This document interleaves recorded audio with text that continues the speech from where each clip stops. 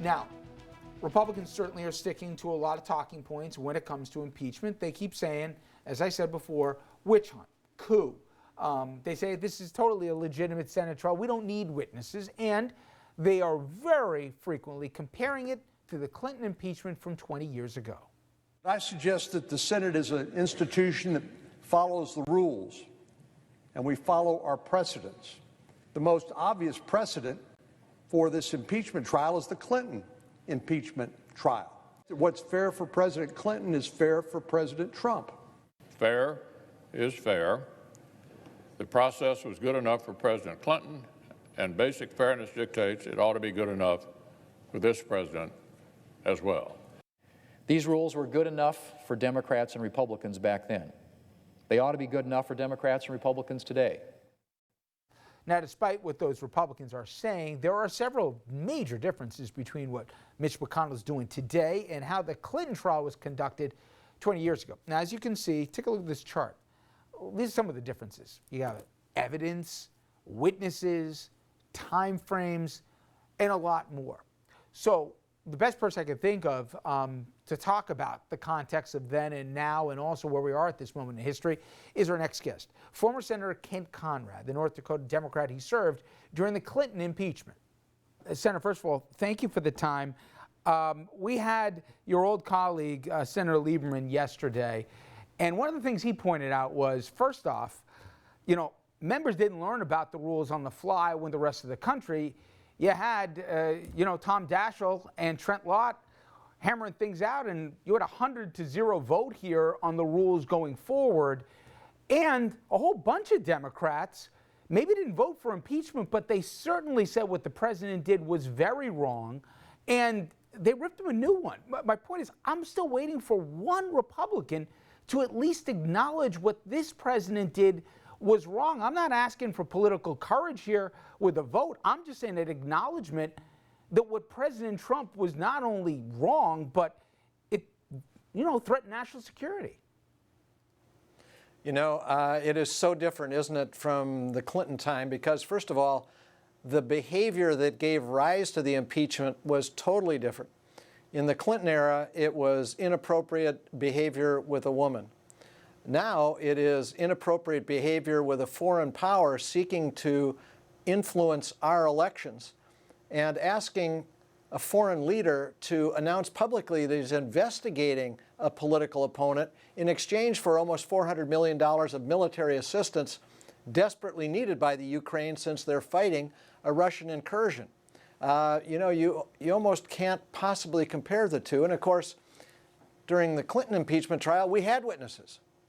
All the documents had already been reviewed in the House, and we had access to every document that we sought. There was nothing kept from us. What a totally different scenario than today. Senator, I swear I'm not naive on this. I get that politics is a combat sport and we're in an election year. But tactically, forget it morally or ethically, there's so many things Republicans are doing that I don't for the life of me understand. And you were there not only for the impeachment, but you were in Washington when President Bush, both frankly were there. I just have a feeling if George W. Bush did the same exact thing that Bill Clinton did, that Donald Trump did, and again, at least Bush was a Republican throughout his life, I don't think he'd have the same fealty that the Republicans show Donald Trump when they know what he's capable of doing from one day to the next. I don't understand this level of loyalty that I've never seen to any elected official for any party. Is it based only on fear, or do they really think he didn't do anything wrong? No, it's fear. Look what happened to Bob Corker, the senator from Tennessee, when he stood up to Donald Trump. He's gone. Jeff Flake, the senator from Arizona, when he stood up, he's gone. Look, these senators are very afraid that Trump is more popular with their base than they are, and that if they stand up to him, they'll be gone. So that is the overriding factor here, I think, in terms of how they respond and react. I mean, look, there are a lot of smart, decent people there on the Republican side of the aisle, and yet they won't stand up to what is clearly an abuse of power, and a serious abuse of power, one so serious that it fundamentally threatens our democracy if this becomes the precedent for future presidents. Well, I want to get to some of the consequences to that specifically, but to become a senator, obviously not only you can't be a dummy, but you can read polls. And I was looking at the numbers, and we'll show them with our audience a little bit, for Susan Collins in Maine, Cory Gardner in Colorado, and other senators that are going to have a really tough time in November. Overwhelmingly, their districts want to hear from witnesses, and Trump is underwater in some cases by 15 points in their state. Just a raw political calculation, Senator, to me would say, forget about how you vote for impeachment. Vote for witnesses. It's political malpractice if you don't. I understand you might tick up some of the base for the president, but you're not going to have a job after November if you don't. Why is that not a basic equation here which says, at the end, I won't convict, but at least I'll listen as logic dictates to Bolton and the rest of them? To me, I don't understand why that is, just politically, forget ethically, not the obvious choice. You know, I think it's because before they face a general election, they face a primary or caucuses of their party. And so they know that if they're going to get to the general election, first they have to get their party's nomination. And, you know, there are filing deadlines in some of these states that have yet to be reached. And so they are very much aware that if they go against Trump, they could then have a primary opponent or a convention opponent and not even be on the general election ballot. So a lot of them are making a calculation that goes to the immediate threat that they face, a threat within their own party before they ever get to the general election.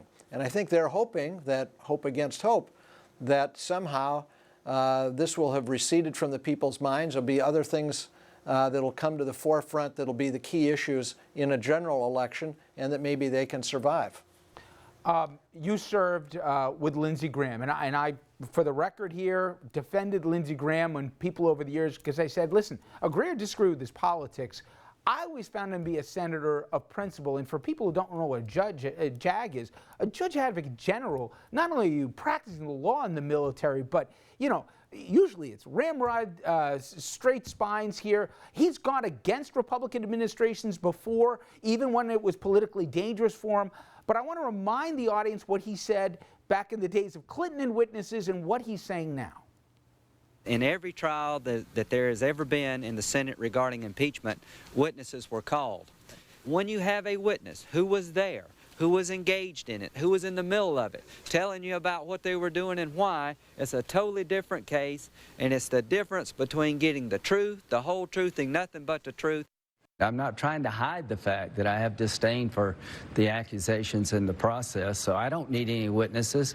I am ready to vote on the underlying articles. I don't really need to hear a lot of witnesses.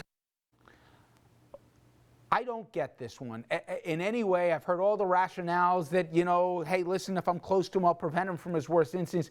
What he did to his best friend, another colleague of yours, McCain, and so many other things, what is he doing? I mean, Bolton, for my audience who forgets, said he wasn't going to be part of a drug deal. He was in the room with the president. How can you have a trial when a principal, and there's others, but start with Bolton, when he's volunteering to talk and you say you don't want to hear from him? Lindsey Graham, of all people, do you even recognize him anymore, Senator? It is astonishing. Look, I said the other day he's gone through a mind change operation. I remember so well the Lindsey Graham 20 years ago. I remember so well the argument he made to have witnesses, that you couldn't have a fair trial, that you couldn't get to the truth without witnesses. Now he doesn't want any witnesses. That is the flip-flop of a generation. Now, what's happened to Lindsey Graham? Lindsey knows that he faces a primary deadline that has not yet been reached. He's got a filing deadline that comes later in his state. And that if he takes on Trump, if he's not fully defending Trump, he'll be gone. He'll face an opponent, and that opponent, he believes, would defeat him. So that, I think, explains everything about Lindsey Graham's remarkable transformation from a defender of witnesses in a trial. By the way, who's ever heard of a trial without witnesses? In the Clinton trial, we had witnesses. In every other impeachment proceeding, whether it involved a president or some other official, we had witnesses. So what a remarkable change, and I don't think this is going to fit very well into the legacy of Lindsey Graham. I think this has really tarnished his reputation in a profound way. One of the things of every politician I've ever met on any level is they want power. And one of the things that surprised me is that the president out loud in front of a camera says, hey, Article 2 says I can do whatever I want. I have never seen an electoral body consciously cede power to another branch. In this particular case, to me at least, Senator, they know there's going to be presidents after Trump. Unless they believe there'll never be anything remotely like him, they're fundamentally changing, the checks and balances that the founders clearly said was their job.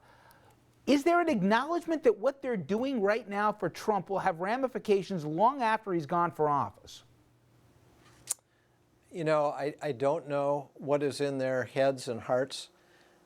I have to believe, because I've served with many of the Republicans who are still serving, and they have to know that this is a dangerous moment for our country, and it's a dangerous moment for the institution of the United States Senate. If they don't stand up on this, where will they stand up?